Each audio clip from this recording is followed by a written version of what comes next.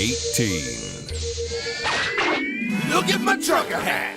I don't know what exactly possessed Toei when they designed these three androids, but they certainly look unique. Yeah, that's definitely one of the best things this movie has going for it. 3, somehow completely unmentioned in the series, androids wake up to destroy Son Goku, as per the orders of Dr. Giro's underground supercomputer. Unfortunately, beyond their quirky designs, their personalities are unforgivably weak, if non-existent. The dub even had to go so far as to add in dialogue where there was obviously none to begin with, just to try and give them more character, to varying degrees of success, and even made Android 13 a ridiculous southern stereotype.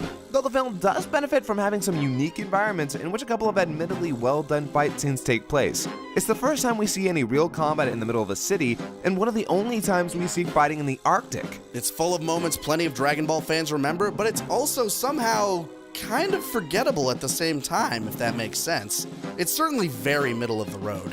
Definitely give it a watch if you're a Dragon Ball fan. If not, just to see Goku get punched in the dick. 17. When Broly. Yeah, here it is. After Bio Broly, this is the one everyone was waiting for. When Broly. The epitome of Dragon Ball movie villains. When Broly. Tuck, I swear to God I will beat you to death with a sack of broccoli! I'm more afraid of what people are going to do to us with Broly so far down on this list. Alright, most people watching this list know the story. Broly was a baby with a power level of 10,000. King Vegeta knew that this could be trouble for him, so he kinda maybe tries to kill his dad Paragus and then stabs Broly to death, only not because he's the legendary Super Saiyan, guys! What follows is the longest Dragon Ball movie until Battle of Gods, at 1 hour and 10 minutes, all about Broly's dad Paragus trying to wipe out Vegeta in revenge for what his old pappy did to him. What we get is the plot dragging its feet until finally Broly opens up a can of grade A plus premium organic, no GMO, free trade, gluten-free whoop-ass, destroying every one of the Z-Warriors in a curb stop to end all motherfucking curb stops. Listen, Broly isn't an exceptionally interesting character. Hell, the fact is, he's as shallow as they come on this list. With his Gary Stu 10,000 power level as a baby, inexplicably legendary Super Saiyan status, and a motivation so silly in contrast to his demeanor and tone of the film that it gives us J.K. Simmons levels of a whiplash. The only thing that put it this high on the list is its animation, its length, and its place in the franchise. The battles here are brutal, and at the time, this story was plenty original. It's a harmless movie on its own, with plenty of cool factor, and Broly's design, while a bit ridiculous, does certainly have a menace to it. And the legendary Super Saiyan appearing in the form of a major threat to our heroes was a cool concept, especially at a time in the series where Super Saiyans were still relatively fresh. But the fact is, it takes way too long to get to the meat of things. And the villain really does resemble the worst parts of the franchise that are all about power levels, muscles, and over-the-top violence. Which isn't to say you can't enjoy those things, but it really does ignore the more charming, enriching parts of what makes up the heart of Dragon Ball. At least that's how we feel. He's just power and violence for the sake of it, and that really doesn't go very far. Sorry to his fans, but if Broly is the devil, well, the devil's kinda boring. 16. Remember your first time watching Dragon Ball? The comedy of Bulma hitting Goku with her car, leading to a series of events that would span over decades? Those first few moments where the magic begins and there's just so much joy, laughter, and wonder? Well, the Dragon Ball films decided that it would be a fun idea to reimagine how it all started in movie format, with Curse of the Blood Rubies, a retelling of the original saga, sans Pilaf, that also manages to mix in elements of the Red Ribbon arc. But it also utilizes the familiarity of the original to tell the story of a cursed king who is desperately trying to save himself from his own demonic hunger that threatens to destroy the land he rules over. Unlike Sleeping Princess, the sense of adventure and color is much more apparent top to bottom. It also features much crisper and smoother animation, the classic Kikuchi score in its element, and a pretty fantastic way to introduce people to the original series. However, it spends an entire 25 minutes recapping the original plot and introducing characters. And while the attack on Lord Gurume's castle is fun, the whole thing just feels like the original Pilaf and Red Ribbon arcs with the villains changed out. While it feels like Dragon Ball top to bottom, the fact that it's a retelling knocks it a lot lower on the list. For newbies, it can be pretty great, but if you're already a longtime fan, it's supplementary at best. Unless you want to see Oolong transformed into Bulma playing with her boobs. I mean, his boobs? Isn't Bulma 16? Oolong is 9. God damn it, Japan. 15. Lanny, wake up. No, not until things start happening. Okay, let's get this out of the way. Icarus. Hiya, Dragon. Icarus is annoying, and he takes up half of this movie. But the other half is actually pretty cool.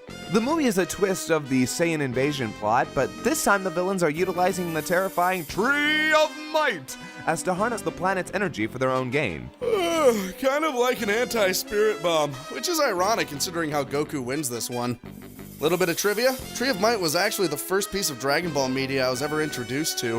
Which must have been terribly confusing considering the villain is a doppelganger of Goku, which also serves as a take on the evil version of the hero trope, and an interesting commentary on Saiyan genetics. All in all, it's got some pretty interesting fight scenes, a unique premise, beautiful music, but half the movie being dominated by Hiya Dragon. Icarus. Hiya Dragon really does pad the film. And the backgrounds, once the Tree of Might is fully grown, tend to be a little dreary and murky. What's even worse, they completely waste all of the potential battles between the secondary characters and the villainous henchmen. And why? So we can get more of Gohan playing with his pet dragon in the cave with Icarus! Honestly, I think the biggest reason people remember this movie is Turles himself. Beyond that, though, I find it kind of boring. Now, to further infuriate folks, what I feel is a very underrated installment in the franchise. 14. Alright, it's King Piccolo. Yeah, make your jokes, Kaiser, but while most people consider this one of the worst movies in the franchise, I think it gets a lot of undue hate. While Lord Slug himself is not the most entertaining villain, this plot that surrounds him is a worthwhile one. A rogue Namekian warrior has brought together a crew of space pirates to find a planet suitable to convert into their new mobile home. Now they're on Earth, and it's up to Goku and the gang to stop them.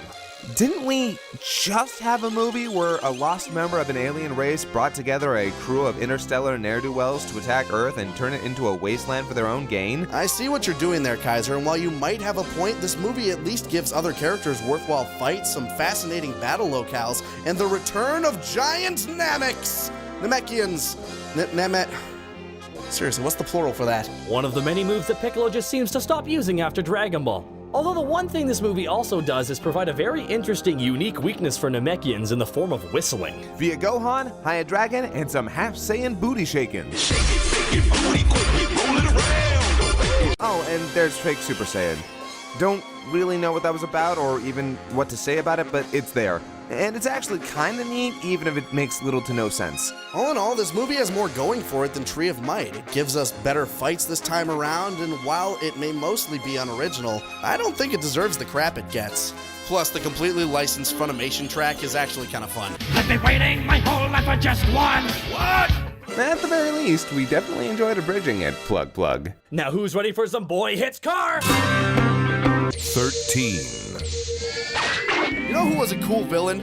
Frieza. Let's make him taller. And Buffer. And make him look like Super Shredder from Secrets of the Ooze. This is the first movie to feature Cooler, the somehow never canonically mentioned brother of Frieza. He's on Earth, looking for revenge for the death of his brother, and he's brought his own Ginyu Force 2.0 with him. 2.0, but still a downgrade. Because while they're obviously trying to fill the over-the-top eccentric void, Cooler's Armored Squadron just isn't as fun.